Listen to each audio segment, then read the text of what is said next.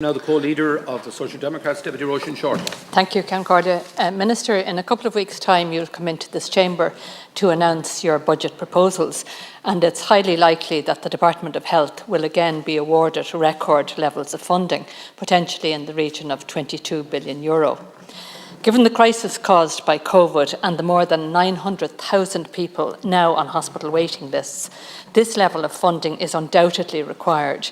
The Social Democrats will support that funding commitment if and when it comes. But the Social Democrats differ from the government in one important respect when it comes to the health service. We do not believe in repeatedly pumping large amounts of public money into a dysfunctional health system. Money alone will not solve the endemic problems in our broken health service. What we need to see in tandem with these spending commitments is urgent reform, so that everyone who needs access to health care in this country receives timely care and has the best possible outcome. The blueprint for that reform, SlainteCare, was agreed on a cross-party basis in 2017. You have the plans, but yet you refuse to implement them. Minister, it seems your government isn't interested in reform. All you do is pay lip service to it. You don't have to take my word for that. Listen to the two senior SlainteCare managers, Laura McGahey and Tom Keane, and the former chair of the South-Southwest Hospital Group, Professor Geraldine McCarthy, all of whom have now resigned. They will tell you that serious institutional resistance to essential SlainteCare reform is threatening the entire project.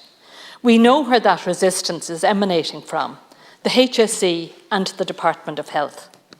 But critically, there is also a lack of political leadership, a lack of commitment and a lack of courage at the top from the Minister for Health and the rest of the Cabinet. We will never see reform of the health service unless the political will is there to drive it, to take on the vested interests wherever they come from, and ensure that the people of this country have access to healthcare based on need and not ability to pay. More than a decade ago, Minister, Professor Keane had staunch support from the then Minister for Health, Mary Harney, when he reformed our cancer services, a hugely controversial reform at the time. He wouldn't have been able to do it otherwise. If the same level of political support existed today for the SlainteCare reforms, would Professor Keane have resigned? I think the answer to that question is obvious, Minister. So I have three questions for you today. How do you expect the people to have confidence in the government's management of SlainteCare when so many key people don't have confidence in it? Why is the government refusing to acknowledge the serious problems that exist with the SlainteCare implementation? And is the Minister going to reappoint the members of the SlainteCare Implementation Advisory Council, which currently has only 8 days left in its term of office, because they have as yet received no engagement from the Department of Health on their future? Thank you, Deputy Shortall. Minister. Deputy, thank you very much for raising the issue of SlainteCare and the government's commitment to the reform of our public health service. And the first point I want to make is to reassure you, the House and the Irish people that the government remains absolutely committed to fundamental reform of our health service. And we are committed to the implementation of SlainteCare, which was not a one-year plan or a two-year plan, it was a 10-year plan. And the government, in making the decision last year to invest a record amount of funding into our health service, made a step change.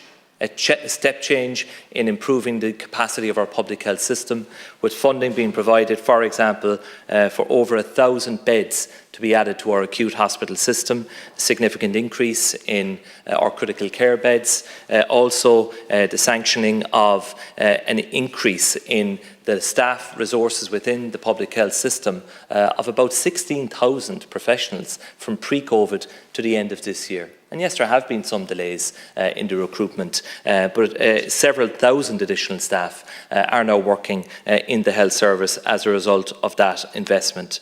I would also make the point that we have provided, for example, over 5 million hours of home care in the current year of 2021. Again, a very significant increase.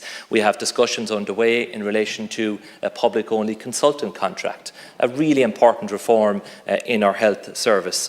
And in relation to the critical public health function, which I think everyone now has a renewed appreciation of, we now have approval for the very first time in the history of this state for a consultant-led public health function in our country, with a doubling of resources across our public health teams. So I think these are really significant manifestations of the government's commitment to SlainteCare, backed up with real funding of about €1.25 billion in the budget last year for new measures. And in addition, we very recently had the most recent implementation report in respect of SlainteCare, and 97% of the deliverables were either achieved or were on track in that report. A small number were not, and we acknowledge that.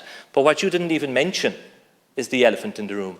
We've had 18 months of living with COVID-19, a global pandemic that has turned our health service upside down. You didn't even feel it was worthy of a mention, when our frontline healthcare staff have been just trying to get by, trying to protect lives and save people. That's what they have been focused on. And despite all of that, we have brought about very significant and transformative change in our health system over that time by way of the investment that we have made in the public health service. And we are committed to working towards universal access, free at the point of delivery in our health and our social care system.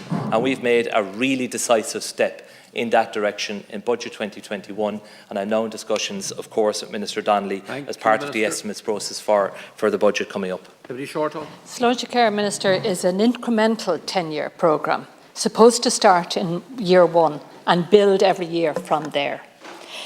Minister, it seems you're joining your Cabinet colleagues and the Minister for Health in particular in downplaying the seriousness of the crisis that now exists in relation to SlainteCare. And you refuse to engage in the fundamental problems here, and that is institutional resistance to the introduction of accountability for the provision of health services and accountability for the spending of that massive budget of in excess of €20 billion. Now, if you persist in refusing to acknowledge that elephant in the room, we're not going to make any progress in this. I mean, the Taoiseach said he wanted to meet with the two senior people from SlainteCare who resigned. That was 12 days ago. No further contact has been made since then. The Health Committee wanted the Minister to come in and explain what was going on. We have to wait 3 weeks for that to happen. The Advisory Council met with the Minister. They came out saying they were no wiser. So stop ignoring this elephant in the room. Thank you, Deputy. We must hear the truth in relation to this, and we have to have political will and political leadership from the government. Thank you very much, If not, Deputy. SlainteCare will not succeed. Minister, please. Yeah, thank you, Deputy. Look, of course the government acknowledges that the resignations were deeply disappointing. Of course we acknowledge that. And of course we have to examine the reasons why those resignations took place. Minister Donnelly has spoken directly to Laura McGahey and to Professor Tom Keane, and he's engaged directly with the SlainteCare Implementation Advisory Council as well, and he will of course go before the Oireachtas Health Committee. And yes, government is considering the structures that are in place and will consider the request for an extension of time by the Implementation Advisory Council in that context. Because if there is a requirement to strengthen the governance structures and the arrangements that we have in place for the delivery of SlainteCare, then of course we will do that. We're putting the money in place. There's absolutely no resistance within government at a political level to delivering on these reforms. This is what the people want. On an all-party basis, we have agreed to implement this, and the government is committed to doing it. And as another small example of our evidence, in our recent National Recovery and Resilience Plan that we got support from the European Union, €1 billion funding, some of which will go towards a range of e-health projects, which is the future for health. And I think we've seen the development and the emergence of that over the course of the pandemic. Thank you very much, Minister.